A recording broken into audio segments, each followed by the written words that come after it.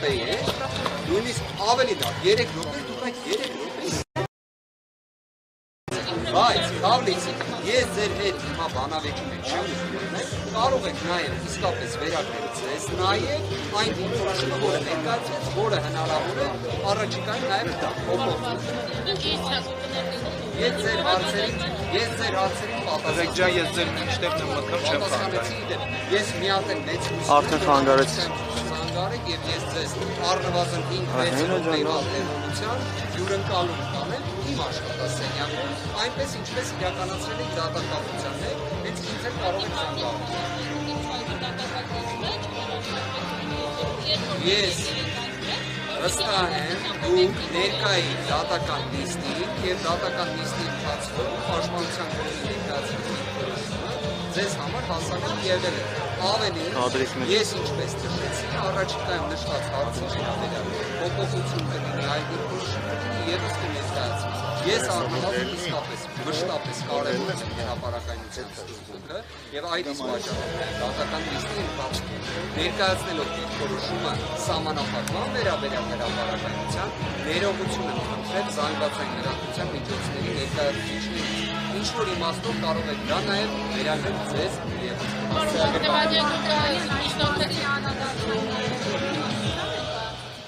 նշելով, որ շուտ չտվեցին, ըստ էության բոլորը լսային Սամվել Կարապետյանին հրապարակային խոսքը եւ մշտացություն։ Ես կարծում եմ իրենց համար շատ հետաքրքիր հանգամանքներ արդեն իսկ Սամվել Կարապետյանը ներկայացրել է, դա ձայնագրարվել է, այդ թվում նաև հենց քաղաքացիության վերաբերյալ շատ կարևոր շեշտադրումներ է կատարել, որոնց երևի թե ամենից շատը հենց իրենք էլ սպասում էին, ես ինչ որ իմաստով այդ տեսանկյունից հենց շնորհավորում եմ, այլ հարց է, որ մեր հանրությունը իսկապես Սամվել Կարապետյանի խոսքը լսել է նաև վերջին հանրահավաքի ընթացքում տեսաուղերձի շրջանակներում, իսկ բուն այս ապօրինի քաղաքական հետապնդման վերաբերյալ հանգամանքները ի վերջո դռնբացության կարգով են քննվում։ Եվ ի դեպ մենք գտնվում ենք դատական նիստի ամենավաղ շրջանում։ Մենք գտնվում ենք նախնական դատալսումների փուլում, որտեղ դեռևս միայն խափանման միջոցի հարցն ենք ըստ էության քննարկում, որն էլ կրկին ուզում եմ ընդգծել ինձ համար անհասկանալի պայմաններում, բայց բոլոր դեպքերում շարունակվելու է ամսի 17-ին, եկեք ամսի 17-ին էլ կտեսնենք զարգացումները։ Բայց մի հանգամանք էլ էլի բոլոր դեպքերում նշեմ։ Ինչն է կարևոր, ես ինչի համար եմ մտահոգությունս արտահայտում, զայրույթս արտահայտում կամ զարմանքս արտահայտում։ Մեզ համար էական նշանակություն ունի նույնիսկ 1 ժամը, որ խափանման միջոցը փոխվի, որովհետև այդ 1 ժամը կարող է ծառայել քաղաքական գործընթացներին պատշաճ մասնակցության համար, նույնիսկ այդ 1 ժամը, եւ մենք փաստացի 2 օրից զրկվել ենք արդեն, որի համաչափությունը, ողջամտությունը, անհրաժեշտությունը չեմ կարողանում ընդունել։ Հարցի գիտությունը դեռևս չի ավարտվել, բայց ձեզանից առաջ ելույթ ունեցած փաստաբանները միշտ օգնեցին այն փոփոխել, վերացնել։ Դուք ինչ խափանման միջոց եք ցանկանում, որպեսզի ընտրվի, առհասարակ եթե չվերացվի, ինչ խափանման միջոց կարող է ընտրվել։ Այս դեպքում ես կառաջարկեմ, որ սպասեք ամսի 17-ին, հույս ունեմ, որ ներկա կգտնվեք դատական նիստին, կլսեք իմ կողմից ներկայացվող միջնորդությունը, առնվազն 1 հանգամանքը գաղտնազերծեմ կամ բացահայտեմ, տնային կալանքը պետք է վերացվի։ Չի կարող տնային կալանքը լինել ողջամիտ։ Մի գաղտնիք էլ ձեզ բացեմ, 2026 թվականի մարտի 14-ի դատական ակտում նախագահության Վարդգես Ստեփանյանի կրկին հակակոռուպցիոն դատարանի ուղիղ արձանագրվել էր 1 հանգամանք, թե ինչի համար է տնային կալանքը 1 ամսով երկարաձգվում։ Իդեպ կարող ենք նաև խնդրել մեր գործընկերները այդ նույն հարցը ուղղեն օրինակ Դատախազ Դալաքյանին,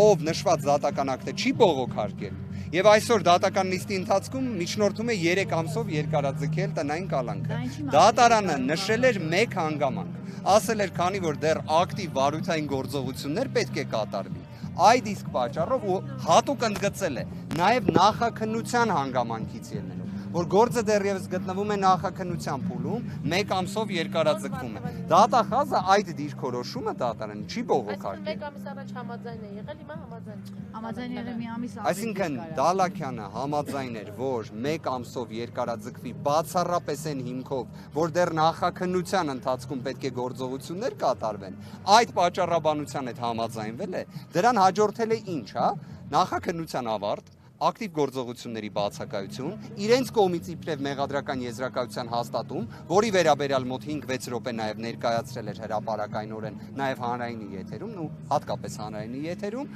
բայց հիմա էլ գալիս է եւ ներկայացնում է դիրքորոշում, որ 3 ամսով երկարաձգվի տնային կալանքը։ Ես իսկապես ուզում եմ հասկանալ, որտեղ կարող է լինել ողջամտությունը։ Իդեպ դրա պատասխանը ես դատական նիստի ընթացքում տվել եմ։ Պարոն Դալաքյանը չի հանդիսանում անկողմնակալ դատախազ։ Պարոն Վարդևանյան, այդ դեպքում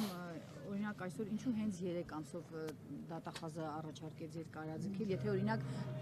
քանի ամիս առաջ 1 ամսով էր երկարաձգել, այստեղ իրավական պրոցես։ Այստեղ իրավական պրոցես չենք տեսնում, այստեղ տեսնում ենք քաղաքական հետապնդում, որովհետև միայն քաղաքական հետապնդման պայմաններում է, որ կարող է այդպես լինել։ Միայն որովհետև իրավական տրամաբանություն, ողջամտություն այստեղ իհարկե առկա չէ, չի էլ կարող լինել։ Այսինքն նույն դատախազը գտնում է, որ դրվագներից մեկը, որը իդեպ կրկին հարցազրույցի ընթացքում նաև ներկայացնում էր հսկող դատախազը մեղադրական եզրակացությունը հաստատելով։ Ես շատ ցավում եմ, որ օրինակ մեր գործընկերը այդ հարցը չուղեց պարոն Դալաքյանին։ Օրինակ հարցը կարող էր հնչել ինչպես. Պարոն Դալաքյան, դուք այդ դրվագներից մեկով հիմնավոր կասկածի բացակայության վերաբերյալ դատական ակտ եք ունեցել, որը չեք բողոք համաձայնվել եք դրա հետ, ոնց եք մեղադրական եզրակացության մեջ այն ներառում, ոնց եք այն որպես մեղադրանք հաստատում, բայց ավաղ այդ հարցը չի հնչել, դատախազն էլ դատական նիստի ընթացքում որևէ արձագանք դրա վերաբերյալ չտվեց, թեև այն մատնացույց արվել էր,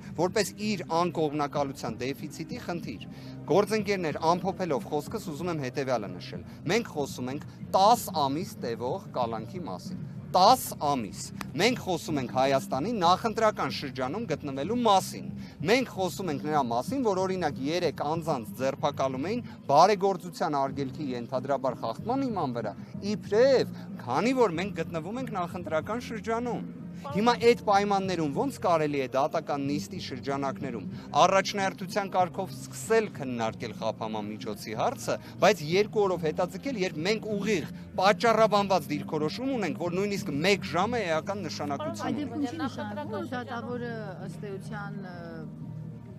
չի անցած ձեր խնդրանքին եւ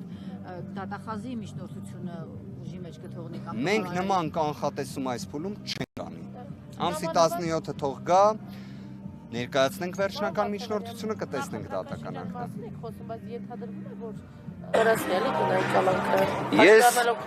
Ես չնայած քաղաքական հետապնդումներին, աբսուրդներին, ես հավատում եմ իրավունքի գերակայությանը։ Իրավունքի գերակայությունը,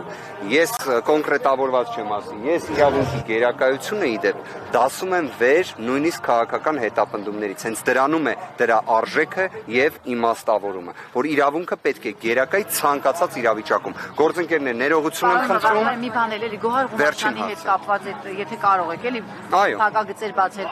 Այդ ձայնագրության մեջ հեռուստացույց, տելևիզոր, փող, այդ ինչի մասին է խոսքը։ Գիտեք, նախաքննական գաղտնիքով սահմանափակված լինելով չեմ կարող ամբողջական տվյալ ներկայացնել, որովհետև ամեն դեպքում հարգենք նշված կանոնը, պարզապես մեկ հանգամանք նշեմ, դատարանի կողմից 2 դրվագից մեկի վերաբերյալ հիմնավոր կասկածը չի հաստատվել։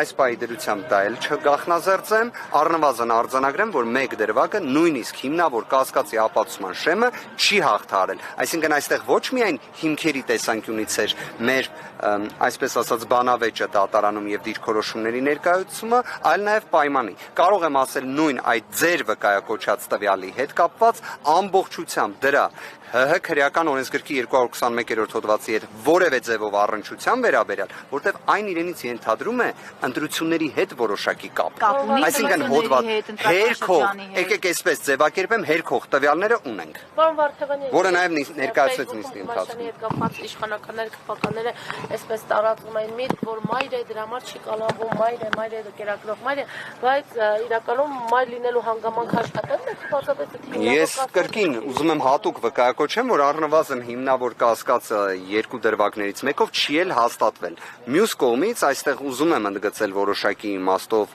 որպես գիտեք վարքագծի կարևոր մոտեցում, որ հակակոռուպցիոն կոմիտեն ինքնին տնային կալանքը որպես խափանման միջոց կիրառելու միջնորդություն էր ներկայացրել։ Այսինքն ոչ թե կալանք, այլ տնային կալանքը։ Իդեպ ի սկզբանե ձերբակալվել էր գոհարը կալանքի միջնորդություն ներկայացնելու համար։ Սա եւս կարևոր արձանագրում է։ Այդ շումները, հայտարարությունները Եկեք ես հետևություններ թողնեմ ձեզ, բայց առնվազն փաստն եմ ֆիքսում։ Բայց նաև եկեք ֆիքսենք, որ կալանքը եւ տնային կալանքը, թե եվրոպական դատարանի նախադեպային որոշման համաձայն, թե սահմանադրական դատարանի, թե վճռաբեկ դատարանի իրար համարժեք ինտենսիվ խափանման միջոցն են։ Շնորհակալ եմ։ Մի հարց է, Գոհար Ղումաշյանին առնչվող հերոստացույցի դրվագը վերաբերում է այս 2 ամսվա պատմությունը, թե ավելի վաղ կամ ուժեղ Կրկին եկեք հետևյալ կերպ ասեմ, ընդհանրապես նշվածը 221-րդ հոդվածի այն է, ընտրական որևէ ձևով գործընթացի հետ առնչվելու տեսանկյունից հերքող տվյալները ներկայացվել են։ Շնորհակալ եմ։ Բայց մի հարց է։ Գործընկերներ ներողություն